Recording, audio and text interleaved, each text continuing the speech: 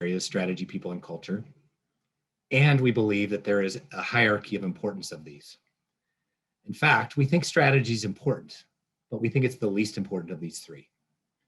We think most organizations do need a good, solid strategy, but a good, solid strategy alone does not make a great company. A good, solid strategy might be needed to survive.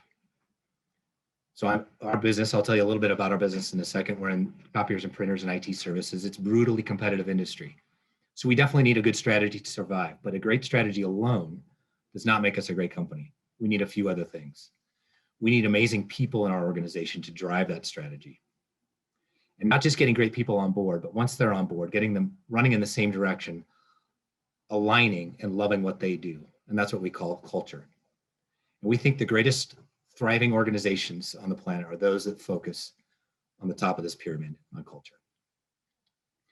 So back in 2006, this was our company logo, Fishers.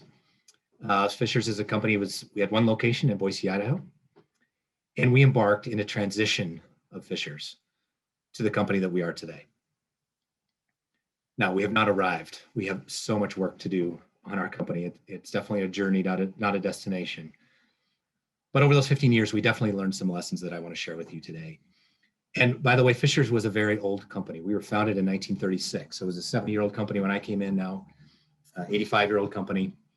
And our original product was the Underwood typewriter.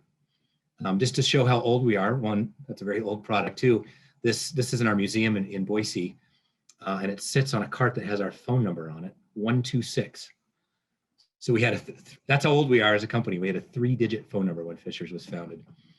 And here's some of our old logos over the years, and many of these years, great history of Fishers over that time frame.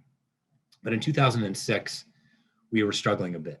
So to describe the company that I came into in 2006 in the areas of strategy and people and culture, I would describe our strategy as something like this: just get out there and sell something. Go sell. That was our brilliant strategy. If I were to describe the culture around people, I'll give a quote from my predecessor, the previous president of Fishers, said to me on his way out. He said, "We have 45 employees, 45 headaches." And to describe the culture relative overall business, this is another quote from my predecessor: "This would be a great business if it weren't for the damn customers."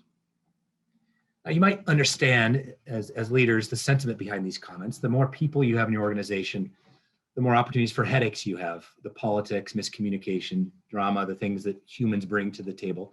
So you probably understand the 45 headaches comment. And in the service business, especially the technology service business, when technology doesn't work, we have upset customers. It's frustrating, right? We say half of our job is fixing broken technology. The other half of our job is fixing broken people because they're upset. And so you can understand the sentiment here. This would be a great business if it weren't for the damn upset customers. However, if you have the leader of the organization telling the company, this would be a great business if it weren't for our employees or our customers, think of the type of culture that organization has. Those are the two most important constituents, I would argue, in any organization: is your team members and your customers. And so we embarked in this cultural transformation. I wouldn't have called it at the time. I didn't really understand what culture meant, but it was a cultural transformation to the company that we are today, and continuing on to the company we'll be tomorrow. So very briefly, before I describe the lessons that we've learned in the last 15 years, I do want to briefly describe our company so that you can put into the context strategy and people and culture for our business, for our products, for our geography.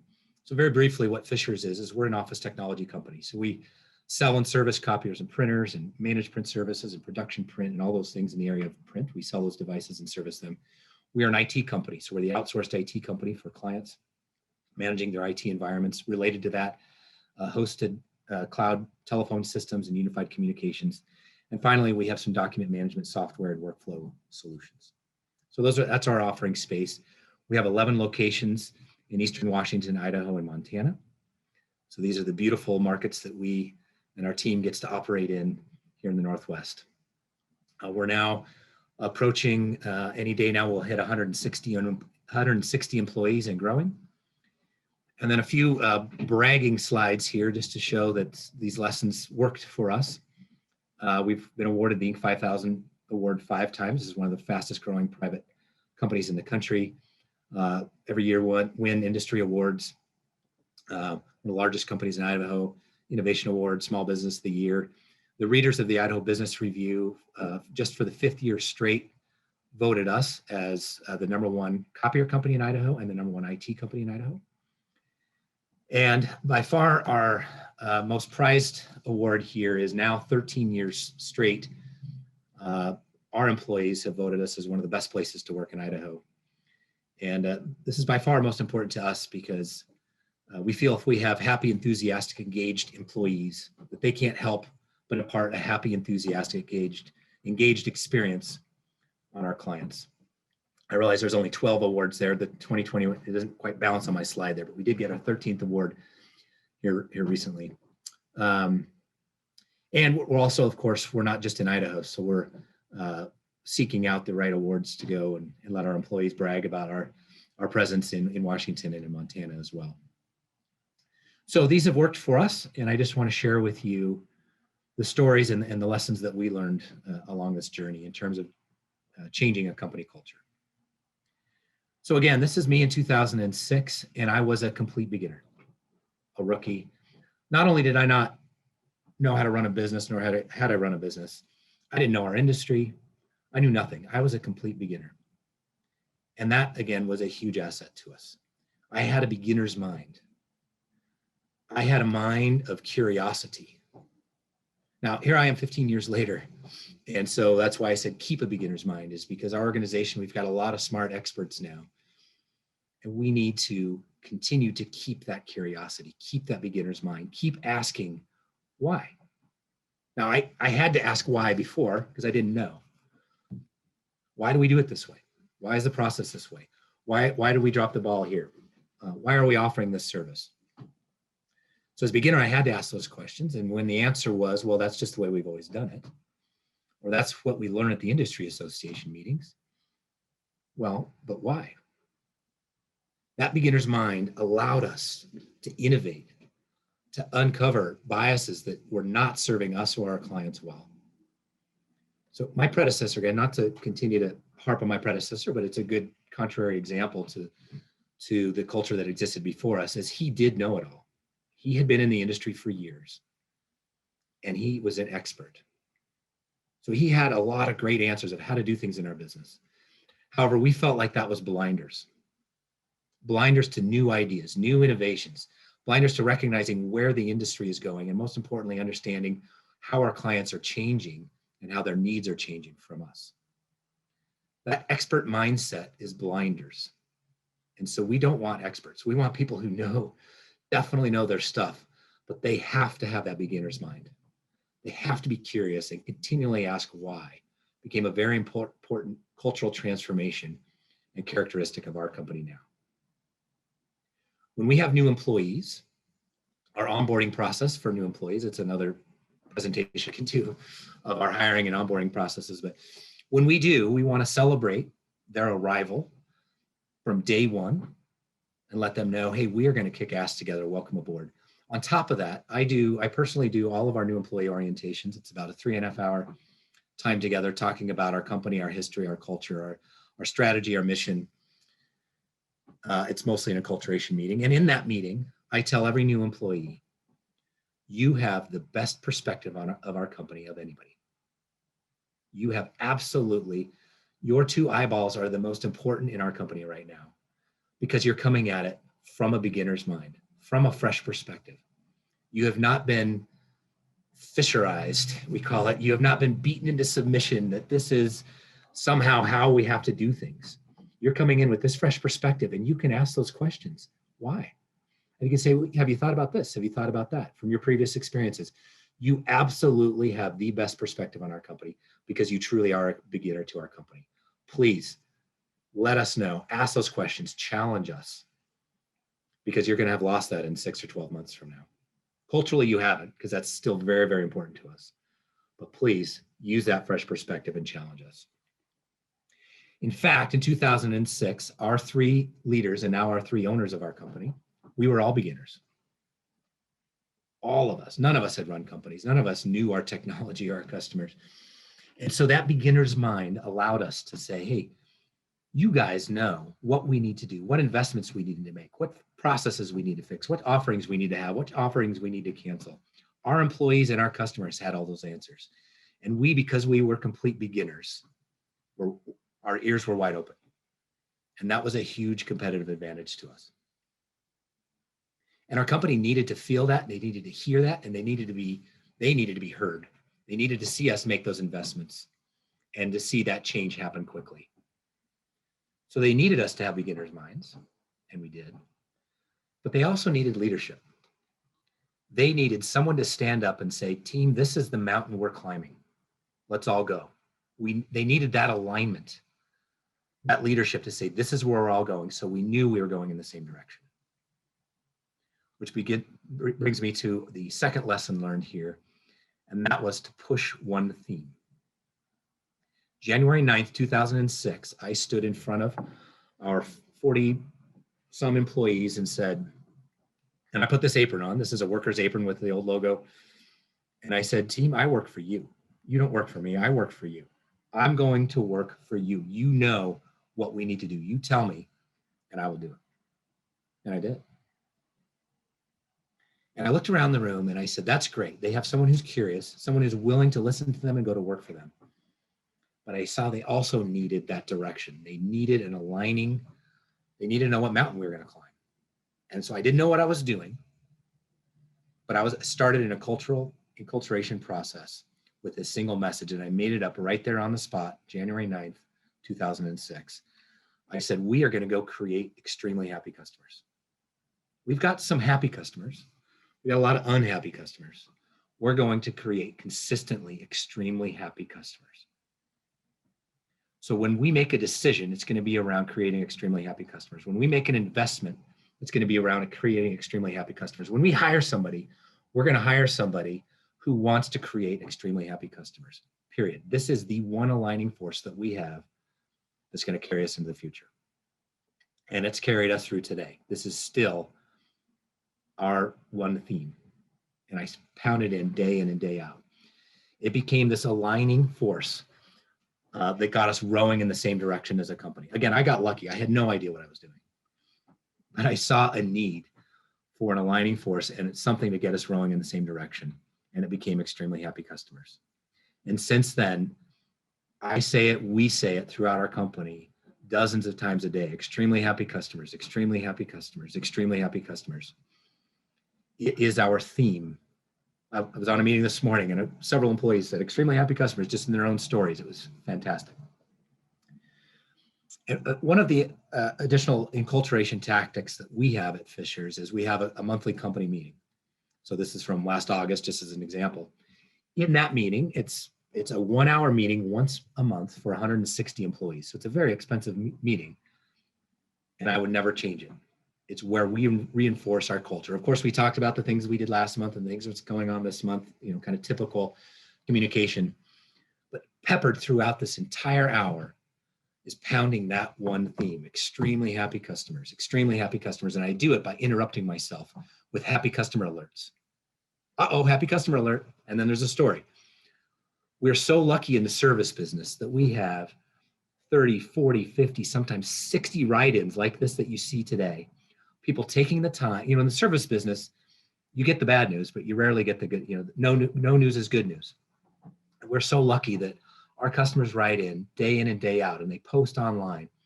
And of course, I am going to share every one of these stories with our company throughout this whole meeting. And now I'm sending them out when we get them, sending out in emails, constant reinforcement, happy customer alert, happy customer alert, happy customer alert, celebrating those individuals who created these happy customer experience.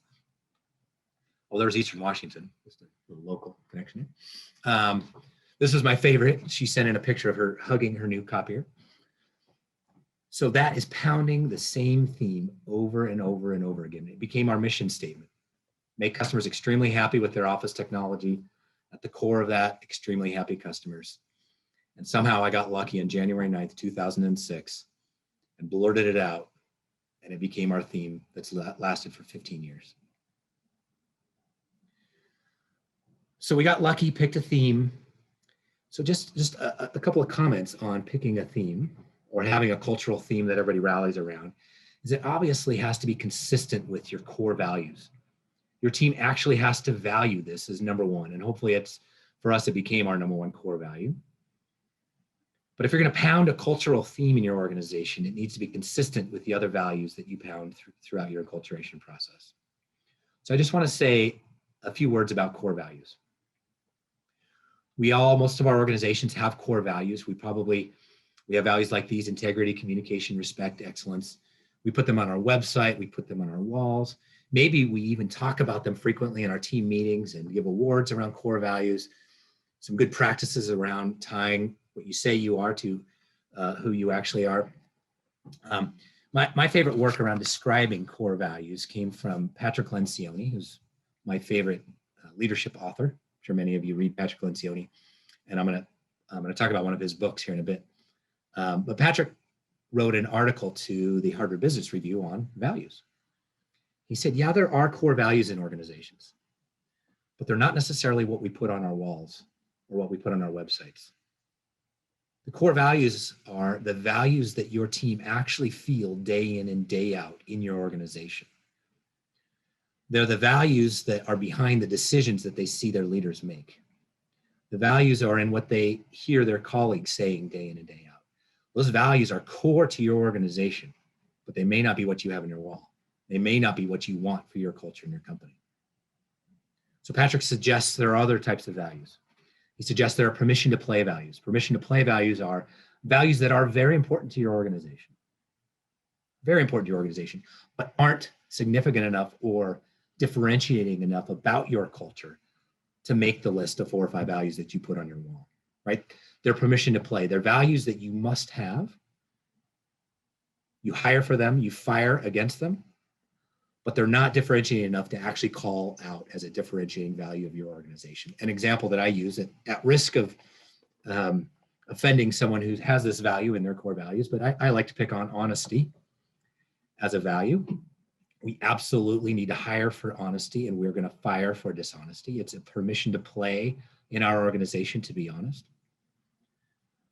But we're not going to say honesty is a core value, differentiating value of Fishers. Like this, this year, team, we are going to be so honest. We're going to tell the truth 99% of the time. Like that is, it's just not differentiating enough for us. It's definitely a permission to play value, but it's not going to make its way into our espoused core values.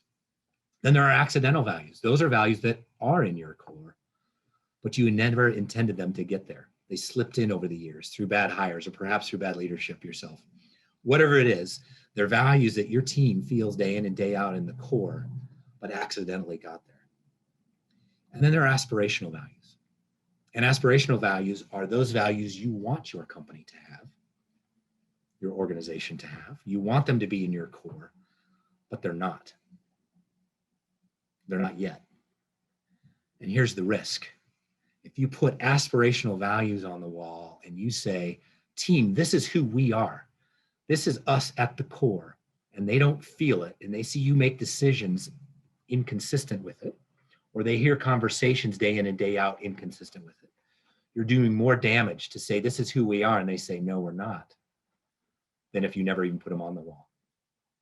These 4 core values were the values of an Enron. And if you remember Enron, some of our younger attendees may not remember Enron, but Enron went down in flames because of a high lack of integrity, at least at the top of that organization. I would not call Enron an organization with high integrity based on ultimately what they did at the top of that organization. So we wanted to find out in our company, when I finally understood this, well, who is Fishers at the core? And there's an exercise. We actually hired a consultant to come in and interview our employees and go through this exercise to determine who your team thinks you are at the core. And so they did the study and they came back and they said, we came back with 3 values that were consistent, Chris, for Fishers. And you can imagine the nerve-wracking moment to find out what your company thinks you are at your core. Luckily, we loved them. They definitely felt like us at the core in a good way. They were worded kind of oddly, and yet were kind of odd, so it fit. And the 3 that came back, awesome customer experiences, that we value those. Boom, all right, years of pounding in extremely happy customers worked. We definitely value it. It was number one. Number two is having fun. The fact that we spend so much time together as team members, we got to have fun together. We got to have a lot of fun together, and we do. And that came out as a core value that we have, is having fun with our colleagues. And third is always getting better, continuous improvement. And we love that as well. So these are still they're worded a bit differently today, but these are still our three core values. We have added a fourth that I'll call it a bit aspirational, and I'm very transparent with our company to suggest we're not there yet. And that is trust and healthy conflict. Having vulnerable levels of trust with each other such that we have an environment where we can have healthy conflict. And I'm going to say more about this here in a bit. It's really hard to do. And we've been at it for 3.5 years, building tools and models and practicing and embracing trust and healthy conflict. But it's really, really tough to do. And it has some side consequences. And so that's why I call it maybe with an asterisk as a core value, because it's a work in progress. But those are our values. And you'll see that the top of that list was awesome customer experiences. And sure enough, that hammer that we've been pounding year in and year out, that one theme we had been pushing worked. Now, what if you have somebody in your organization that doesn't believe in that one theme? It's not a core value of theirs in that one theme. You've got a naysayer that says that is not who I am. That's a problem. That is a cultural problem. We need to get those individuals out, which brings me to the third lesson here, and that is investing in recruiting, getting the right people in our organization, getting the right people to drive our strategy and to fit within and drive our culture. So when I came in 2006, I think I just finished Good to Great from Jim Collins. I'm sure many of you read this. A bit dated now, but the tools and lessons in this book are far from dated. And the tool at this point that we used was the bus analogy. If you've read the book, it is, imagine your organization is a bus, and we want to get the right people on the bus and the wrong people off the bus, and the right people in the right seats of the bus. And that's absolutely what we had to do at Fisher's. Was we had a lot of wrong people to get off our bus. We need to get a lot of great people on the bus. And we had some real clear examples of people that were not performing on their seat or in their seat. And we changed the seats and they became high performers. So this analogy was very useful for us until we started thinking about it and digging deeper, as we always do, overthink things at Fisher's, but realized, one seat on a bus versus another seat on the bus doesn't necessarily matter in the successful execution of driving that bus. There's really only one seat that matters in the bus analogy. So we changed the analogy. And it's a bit cliche. You'll see it in a lot of leadership posters and so forth, but it worked for us. That organization isn't a bus, it's a boat like this. And every seat on this boat has a distinct role. So the right seat on the boat matters. And everyone in this boat needs to be performing for the whole boat to perform. It's much more of a teaming analogy. So we now say we need to get the right people on our boat, the wrong people off our boat, and the right people in the right seats. Which brings me to our hiring methodology. We invest significantly in hiring. And in fact, I did, for Spokane Chamber, within the last 2 years, I did a seminar on this hiring process that we do. And it's unique, it's intensive, it's by far the number one most important thing we've ever done in our organization for our growth and success and culture, is investing in our hiring process. So if you want me to come back, I'm happy to give that seminar. I'll give you a little teaser of some of the principles used in our hiring process. The first is always be recruiting. We ask every manager, we've got 32 managers in our company that manage other people. We don't like the term manager, but I'll use it. Every manager in the organization, even if they have one employee and aren't going to grow their team and that employee is not going anywhere, they still need to always be recruiting. Always have a pipeline of people that such that at the time a position opens up, they have some pre-qualified candidates to fill into the recruiting process. Always be recruiting. Why do we say always be recruiting? Well, we all of us humans have ups and downs over time in our career satisfaction. There are times where we're highly satisfied in our career, and there's times where we're not so satisfied in our career. And that may have to do with our employer, our colleagues, our job itself, whatever it is. It may have to do with our own personal life, going through a divorce, death in the family, whatever personal things that we can't help but bring in, and it just drags us down at work. For whatever reason, we have ups and downs in our own career satisfaction. If you can imagine that we have an open position at Fisher's and we find this person who's currently highly satisfied in their career elsewhere, well, we're not going to be able to hire them probably because they're highly satisfied in their career elsewhere. So the people who are going to be coming on board to Fisher's are those who are currently dissatisfied in their career elsewhere, otherwise they probably wouldn't be contemplating the switch. Well, the problem with this is we feel that this pool of candidates who are currently dissatisfied in their career elsewhere are not as high quality of candidates as those who are currently satisfied in their career elsewhere. Maybe they're never satisfied in their career. Maybe they don't work on continuous improvement. Maybe they don't get along with colleagues. Maybe they don't work as team players. Now, don't get me wrong. There are high capacity, high valuable people out there who are currently dissatisfied in their career. But in terms of a pool of candidates, statistically, these are going to be the high caliber candidates who are currently satisfied elsewhere and have no interest in working at Fisher's right now. So it's those people we need to be talking to. We obviously need to be talking to them before we have an open position and getting to know them. So we find somebody that strikes us as a potential employee and we say, hey, we're not hiring for your position right now and you're not looking, but you strike me as someone that we may work well together someday. Can we get to know each other? And we get to know them and take them to lunch. A few months later, if they continue to impress us, take them to lunch again, and we get to know them over time. By the way, the whole point of this hiring process is to get to know the real candidate, not the person who shows up to an interview with high emotional energy, best foot forward on stage, because that's not the person we're going to be working with 6 months down the road. We want to get to know the real person. And our whole process is around getting to know the real person. And so we're starting through these casual lunches where we're not interviewing, we're just getting to know each other.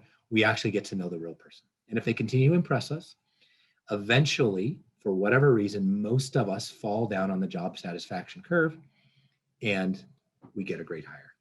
And I can't tell you how many of our amazing employees we were talking to way before we had an open position and way before they were interested in working at Fisher's. Always be recruiting, a very important part of our process. And again, this is all about accelerating the relationship process. So we get to know the real person, not the person showing up for an interview. And the way we accelerate the relationship process is by building trust and accelerating the trust process through the way we hire and interview. Again, I'm happy to come back and talk through that methodology. I want to wrap this up though by talking about ZipRecruiter.com. If you've heard of ZipRecruiter, they kind of pound radio and TV. They assemble, I think, resumes and job openings and kind of a job board service. I'm sure it's a great service. What I object to ZipRecruiter is some of their messaging and some of their advertising says things like, hiring is the worst part of my job. With ZipRecruiter.com, I don't have to do this terrible part of my job. And with ZipRecruiter.com, I can spend less time hiring. Well, culturally, it doesn't fit with us. Hiring is one of the best parts of our job. It means we're growing. We're growing in new markets and adding people to our great teams. We're meeting amazing people that could add to our culture. It's honestly one of the best parts of my job. And I don't want to spend less time doing it. We spend a lot of time doing it and getting to know the real people and letting them get to know the real Fishers and find out, is this a place they want to be a part of? We want to spend more time hiring, not less. It's fundamental to our process. Again, I'm happy to share it in another session, but finding great people to drive our culture, drive our strategy, is an extremely important part of our lessons learned here. Probably the number one important lesson: invest in hiring. So we've talked about extremely happy customers. I've talked about investing in finding great employees that fit within our culture and fit for our customers. I haven't talked about money, and money is important to almost every organization I can think of. Where does money fit in here? It brings me to our fourth lesson learned here and that is reverse the priorities. The number one priority of any at least for-profit organization is creating shareholder value. How do you create shareholder value? It's the second priority: create extremely happy customers. How do you create extremely happy customers? The third priority is have amazing employees that love what they do. Is that really the right prioritization? Well, we believe in the causal relationship here, but we learned to believe that those priorities are flipped. We had to flip the priorities and put our number one priority in our company is our team members. Number one priority. And when that's our number one priority, those amazing team members If they're aligned in our mission and loving our culture, they can't help but take great care of our customers. And if you have amazing employees taking great care of your customers, there's no way you can't help but create shareholder value. So our obsession is with our employees. Despite my theme, in fact, these core values were our core values for years. Just last year, as we learned the importance of putting team first, we flipped these and put having fun at the top, right? And we explain what having fun means. It's not just partying all the time. It's respect and teamwork and all the things that we work on in our employees. Investing in our hiring process and culturation process is all part of that having fun together. It's now at the top of our list of our values. And through that, we can't help but execute on extremely happy customers. So there was a fundamental, there was messaging to our company that, yes, you were number 2, now you're number 1. And shareholder value, we don't even talk about. We're very transparent with our numbers, revenue, profits. We share all of our numbers with our employees. But that's purely so they have information. They're armed with information and feel valued and trusted with that information. We do not talk about shareholder value. We talk about awesome team members taking great care of our customers. That's our cultural messaging. So employees, talked about the hiring of employees, but once they're on board, how do we know they're aligned? How do we know they love taking great care of our customers? How do we know that they work together in unison as teams and are comfortable having healthy conflict? That's this ambiguous thing that lots and lots of talks like I'm giving you today on culture, great books on culture, lots of great, much better speakers than me on culture. And so that brings us to the 5th lesson learned here, and that is to live and drive our culture as leaders. Live and drive our culture, not just put the values on the wall and then go make decisions that are contrary to those values. Live them day in and day out. Live at the top of this pyramid as leaders, building our culture to thrive, reinforcing our culture day in and day out. So what is culture? Lots of great content, as I mentioned, on culture. I'm going to give you perhaps my favorite model and tool to describe culture. And this does come from Patrick Lencioni, primarily his book, The Advantage, where he talks about organizations that are smart and organizations that are healthy. Those that are obsessed with being smart organizations are those that talk about and work on things like strategy, marketing, finance, technology, negotiation, awesome, smart, tangible, awesome topics as business leaders. Boy, I just love this side. So what companies obsess with being smart? And then there are companies and organizations that are obsessed with being healthy. Those that are obsessed with being healthy obsess with how do we reduce politics in our organization? How do we reduce confusion in our organization through clarity? How do we increase morale? How do we increase productivity of our team? How do we decrease turnover?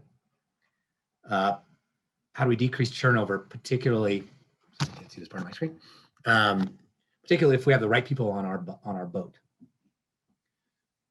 And we as leaders, we look at this smart side and it feels like home base to many of us. It's what we learn in business school. It's what we read in the business literature. It's how we value our businesses. And when times get tough, we really return to this home base because these are the knobs we know how to dial in our business, right? And we as leaders quite often look at this healthy side and say, yeah, of course we need healthy organizations. It's nice to have. Of course, that's important. Probably should spend more time on that. But you know what? I got an HR director. That's HR's job, right? Make sure we have a healthy organization. As CEO, I need to live on this smart side. This smart side is the meat and potatoes of business, right? Without being smart, we don't have a meal. And this healthy side just makes the meal taste better, right? It's the broccoli, the side dishes, the salt and pepper, the spices that make that meat and potatoes, the meat and potatoes of our business taste better. Lencioni says, absolutely. The meat and potatoes are the smarts of our business. They are. But the healthy is not the broccoli and the salt and pepper. The healthy is the very plate that the meat and the potatoes sit on. Meaning you could have the best smarts in your organization, the best steak. If you don't have a plate to put it on, it's going to fall flat in your lap. You have to have a healthy organization to take advantage of the natural smarts that you have in your company, in your organization. Lencioni has a team of consultants around the world that help organizations become healthier.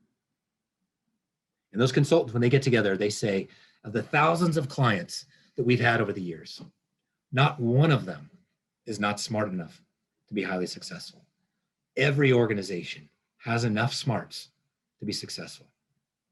Most of them are not healthy enough, which suggests we as leaders should be obsessed with the healthy side of this. And the more obsessed we are, the multiplier effect exists. The natural smarts that we have can be multiplied, meaning, anecdotally here, the larger plate we have, the more smarts we can take advantage, the more meat potatoes we can pile on our plate. So that's where I want to spend my time, Fisher's culture. That's where I do spend my time. It only lasted a couple of weeks and it is a little too cutesy, but I actually changed the title on my email signature to Chief Culture Officer because I believe it so much. But then I got a bunch of crap for it and I had to explain it. And I thought, yeah, that's just a little too cheesy for me. So I went back, but I do believe I am the Chief Culture Officer. And I think all of our leaders, our whole company needs to live in and drive our culture day in and day out. I like this picture of this copier that's converted to a cookie jar as an analogy of our culture, of having fun, technology, not taking ourselves too seriously, but having great technology. It was actually plan C for me. We do throw a lot of parties and tailgates and different things. And my plan A was I wanted to have a big production copier. You lift the dock feed and it's a barbecue under there and you grill your burgers and your hot dogs at parties and, you know, connecting our technology to having fun. And turns out there's a little heat transfer problem with plastic on copiers and fire. So that wasn't a good plan. Plan B was to have it be our cooler. Like you lift up the dock feed, you get your beer out of there, but it turns out the cavity on a copier is not very deep. So you couldn't have very many drinks in there. So plan C was the cookie jar and it works out just great. So we've got these cookie jars all over our 3 states for our various parties, purely as an acculturation to us and to our clients of what we're all about.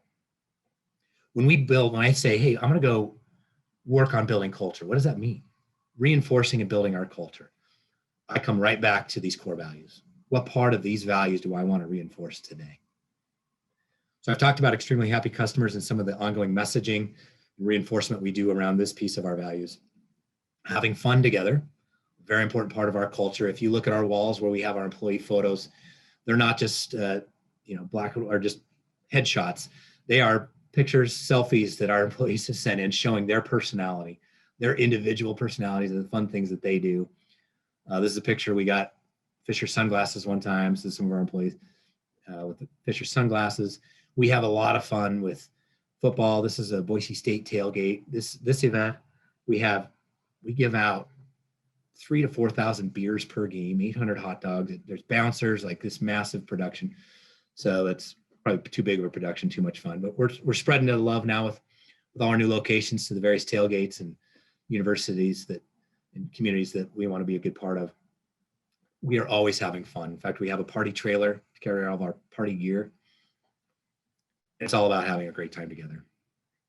So if I were to describe our culture, if someone were to say, well, how would you describe your culture? I would say extremely happy customers and having fun, taking care of them. By the way, if you're out having fun, if you're doing paintball or having horseshoe tournaments, yeah, that's fun. But that's also very important to us that we're building relationships and trust so that we get back in the workplace. We have that foundational layer of trust and relationship to go do some of the hard work that we got to do as humans. I'm going to jump down quickly to continuously improve. Very important for us to always be working on our business. So if you walk the halls of our businesses, you'll see sticky notes, flip charts. We're always digging in and working on how can we get better as an organization for our customers and for ourselves. And finally, trust and be trusted. This is the one I had a little asterisk by that's perhaps a bit aspirational still because it's very, very difficult to execute on and yet very important to us as an organization. And it all is driven out of my belief in the lesson learned of five dysfunctions of a team from Patrick Lencioni. If you do read Lencioni, you know this, that he writes most of his book as fictitious fables. I'm a junkie for leadership and business books, and I've almost all of them. I get to about page 42, and then I put it back on the shelf. I love the first 42 pages, but then somehow It just starts repeating itself and gets dry, and I just can't handle it. These books are fictitious fables, so they're page-turning drama-filled stories that you can't put it down. You get to the end of the story, and you've learned a leadership principle.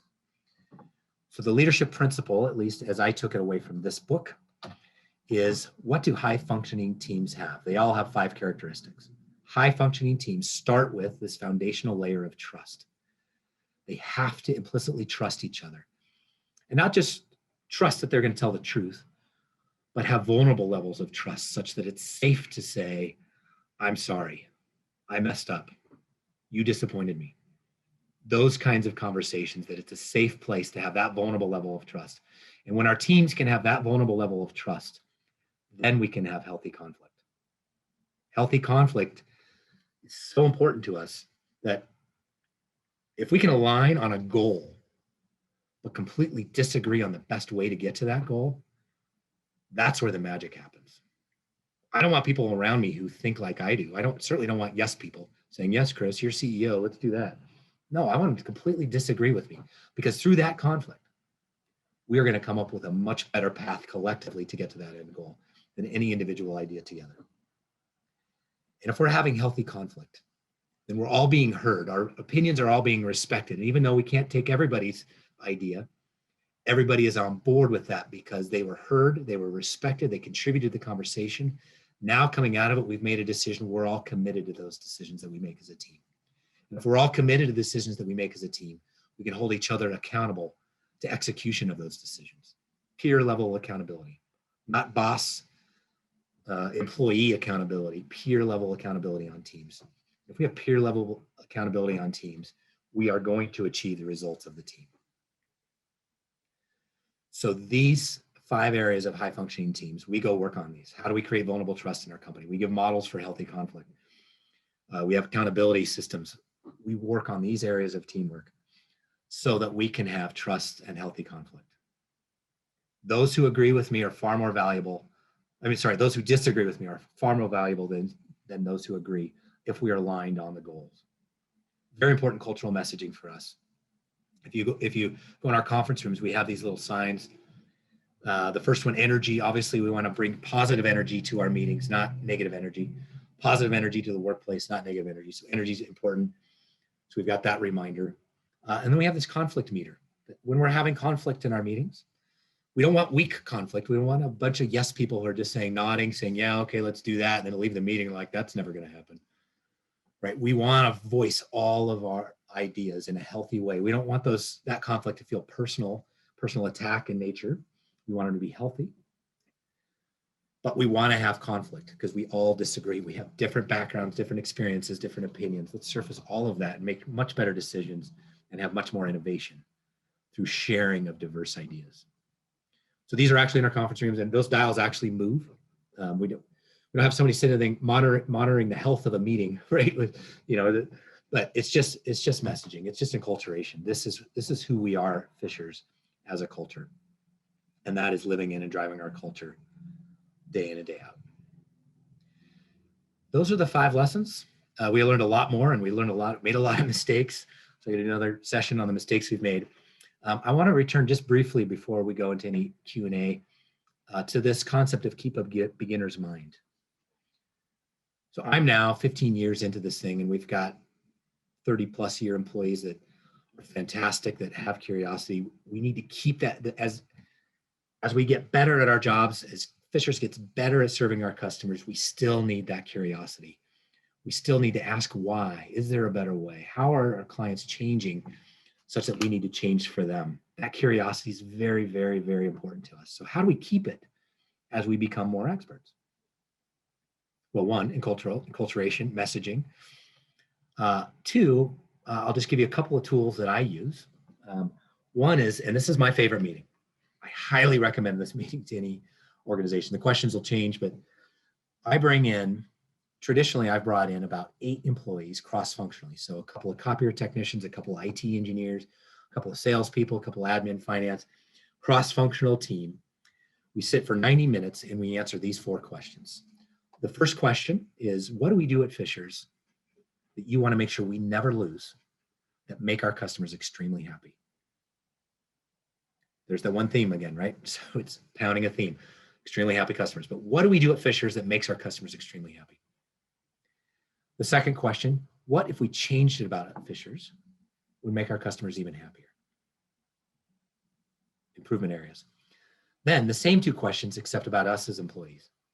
What do we do at Fishers that make you love working here? And what if we change it about Fishers would make you even more excited to wake up and come here in the morning? So those 4 questions, and we do them one question at a time. They all have sticky notes. I ask for 3 ideas per person, 1 idea per sticky note, and then they come up and present their ideas and cluster similar themes and so forth. And then we move to the next question. So we generate, the left side of this board is all reinforcement of the great things that we are at Fishers. And the right side of the board are all of my ideas and opportunities for improvement for our 2 most important constituents, our employees and our customers. It's a fantastic meeting. Now, of course, you've got to go execute on those areas and then communicate back how you can't just ask opinions and then do nothing with them. So this is the easy part, is getting the data, then executing. So we feed them into our problem-solving process and all of our opportunities and project prioritization and all the things that we do with these ideas. It's the best source, other than our meetings with our clients, asking them the same questions. This is our source of innovation. I call it a cross-functional meeting. This version of it with the whiteboard and the sticky notes was done pre-COVID, and hopefully we'll get back to that very soon. During COVID, of course, had to move. I was not going to lose this very important meeting. Had to move to a virtual format. And it actually, I almost like it better. I'm going to mix it up because in person you can't beat. But what this has allowed me to do, and I had one this morning, so I had a slightly larger crowd. I think I had 13 this morning. It allowed me to use the breakout rooms of Zoom and actually get some really nice small group interaction. So I started out this morning, and this is our theme for 2021, friendly, effective, and easy. So when we innovate in our company, we want to innovate around being friendlier if possible. We've got extremely friendly employees, but even friendlier, being even more effective with our technologies and our services for our clients.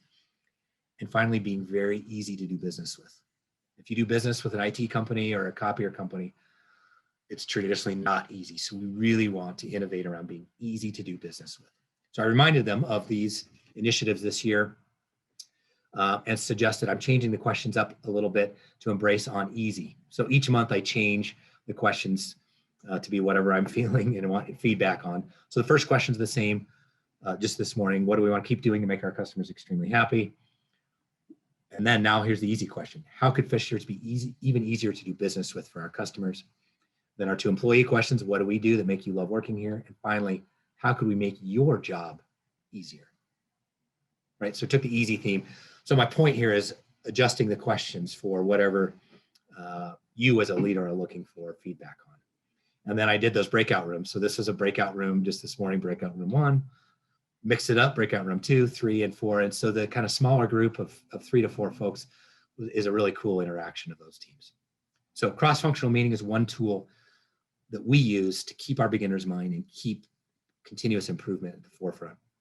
Also, I personally belong to a few groups. YPO is Young Presidents Organization. This is a group of CEOs. We get together once a month, co-mentor each other, share all of our challenges, both professionally and personally. If you're running a company, not only do you have your challenges with your company, you're probably screwing up your marriage and your kids and everything else. So you just help each other be better humans. I'm actually in 2 of those chapters, an Idaho chapter and a Montana chapter. And then Vistage is similar, group of CEOs that get together and co-mentor each other. And obviously you're not going to go into these kinds of groups if you don't have a beginner's mind, an open mind to hearing how others do things and how you can grow as a leader, as a human. And I'll just suggest here and wrap up by saying if you're on this call and you're engaged with the chamber, good for you. You clearly have a beginner's mind. You're executing on this and you're being a part of growth and learning. So good job being here. And hopefully you've got other peer groups where you can go and learn from each other and keep growing and feeding your beginner's mind. So Lance, that's all I had. I didn't leave a lot of time for Q&A. My apologies. Feel free to share my my email, phone number, whatever you want. If I suggest that a lot of this content comes from Fishers R&D department, rip off and duplicate. So if I want everybody to take this stuff, rip off, duplicate, and I would like to rip off and duplicate what others do so we can grow in our company. Definitely. Thank you so much, Chris. We will certainly share your information. Are there any, we do have a few minutes here, and so I'd open it up. Any questions that are burning out there in the audience? And if there's not, I have one that I will reserve for the end, but okay, I'll tee mine up. Good question. Well, when do you expect, or excuse me, that was back, Dusty. I don't know if that was meant for just me or for the group. Let me know there.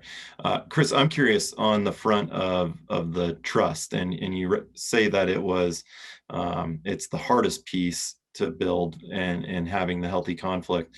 I think for us as a chamber, it's one of those areas that I think, obviously we have unique relationships that cross business to business, business to government, government to business, and back and forth. And I'm curious how you, lessons learned initially in trying to make that a new focus. It sounds like it's the recent one to be added to your core values list there. And so just a quick take on that.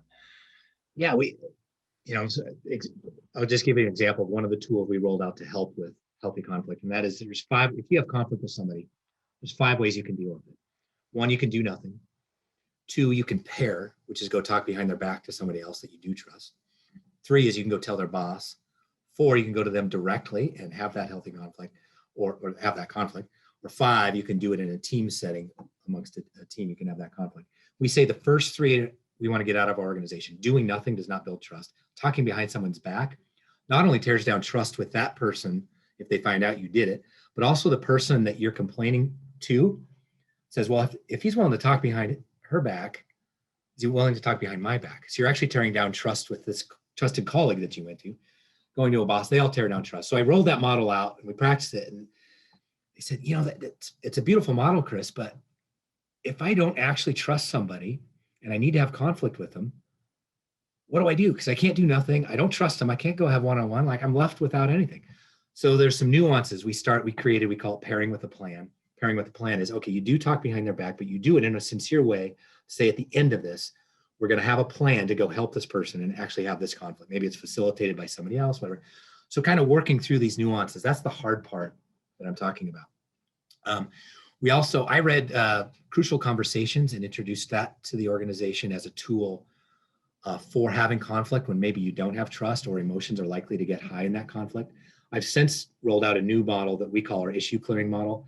It's very similar to Crucial Conversations. It's just a process to allow people to have conflict in a process such that emotions keep tamped down. You can actually have a logical way to work through conflict when perhaps you don't have a relationship and it's likely to get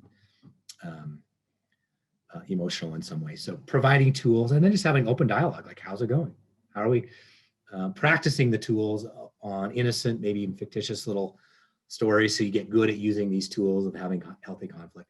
But the point is, you can't just say, all right, team, we all trust each other as of today. We all trust each other and we're all going to have one-on-one healthy conflict with you. You just can't do it. It takes time. And it's working. It's not an overnight thing. Definitely. So 3 rapid fire questions at the end, and then we'll keep people tight to their time block here. But one question was around coming back into the office from after the pandemic and your guys' model. You obviously work with a lot of in-office clients. And so I'm curious what you're seeing on that front. And then an additional one to there was, let's see here. Well, go ahead and take that one. I'll finish with the second 2 real quick. Yeah, from a client perspective, for those clients that continue to work, we need to be there to service them. So we had to put our technicians and all of our field engineers and resources through the right training and having the right PPE and all that stuff we had to do and take care of them. In terms of our employees and coming back, this is just our culture. This is not for everybody.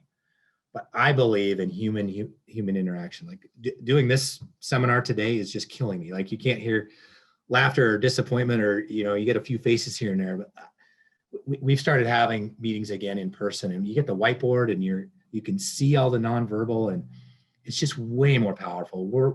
We are way more effective in person. So I'm inclined, in a safe way, to come back as early as possible. Idaho and Montana are other 2 markets where opened up quicker than Washington State. So we've been at it a bit longer in those 10 offices than our Spokane office. But as soon as it's safe, and we're not going to force anybody, we've created provisions for those who aren't comfortable with it. But culturally, we want to be working with people in the same room as much as possible, including our clients. Awesome. Follow-up pandemic related question. What was the biggest change that you guys made at Fisher's as a result of the pandemic? It's interesting, and we could talk for hours on that. I'll give you the first one that came to mind for me was we had to make some tough decisions over a year ago when this thing hit. We did, because we didn't know where this was going. If people aren't in their offices, they're not printing. So we didn't, we modeled a precipitous drop in services revenue around printing. We didn't know where it was going. So we hit hard, we hit fast, we did pay cuts, we did furloughs, cost cutting measures. And when I rolled that all out, I thought, oh my God, what are we doing to our culture? Like this is gonna kill our culture of taking great care of our employees and our customers. Our culture went up. They're willing to take a small pay cut. We had a plan. We were communicating on a daily basis on how things were doing. Our communication levels went up even more throughout this thing. And despite all the pain and fear, uncertainty, and doubt of what was ahead of us, our culture, I didn't expect this. Our culture went up as a result of having a plan and frequent communications. That was a shocker for me, and I'm so pleased that it went that way. Okay, and final question. It was in the chat here. How do you address the issue of having business partners that don't necessarily support the vision of a positive work culture? Not saying they're against it, just they don't feel it's all that important. So this is a scenario where for example, I have a partner who's not bought into the same vision. Yeah, I believe that's how I read it. So I don't know who asked the story behind it, and I don't want to ruffle any feathers, but I feel like depending on the partnership, if you can't align at the top of an organization on a vision and values, I think you're headed for a disaster. Again, I say that at high risk that I don't understand the situation or the culture, but I think you have to have, as world according to Chris, clear vision to the whole organization gets you running in the same direction. If you got two partners that aren't aligned in that, then it's going to cause conflict there. And worse, it's going to create disjointed messaging, and you're not going to be rowing in the same direction as an organization. And whoever asked that, if I totally don't understand the situation or you want to talk more about it, please connect with me, because I'd hate for me to be wrong in what I just said. I would like for me to be wrong in what I just said. Yeah, Larry, I'd invite you to send our team a message and we'll make a direct connection for you with Chris to follow up to that. So with that, we're 4 minutes over our time. So again, we will share Chris's contact information out here. And from there, if you have follow-up questions, certainly you can send them to us at the chamber. Our email address is info@SpokaneValleyChamber.org. I will throw that down here, or have Georgia maybe can throw that down in the chat for us here. We'll leave this chat up for a minute if you want to copy that down. So again, info@SpokaneValleyChamber.org.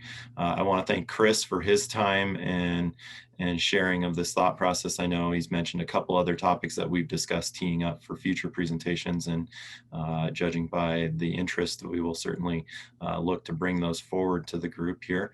And then again, I want to thank our partners at the City of Spokane Valley for helping bring this event open and free to the public here in Spokane Valley. So thrilled to have their support behind this program. And all the Valley Chamber members on the call today, thank you for your support of our organization. And we too have gone through this recent process of revising our mission and our core values, and I'm still very pleased with where we landed on them. And it's that process of living that out every day and seeing how it builds out. So this was super helpful to me internally. Thank you, Chris, as well. Just continuing to have ideas percolate here throughout the hour. So at any rate, thank you all again for attending. We will let you get out and enjoy the sunshine, and we'll see you here on our next meeting. Thank you. Thank you. Take care.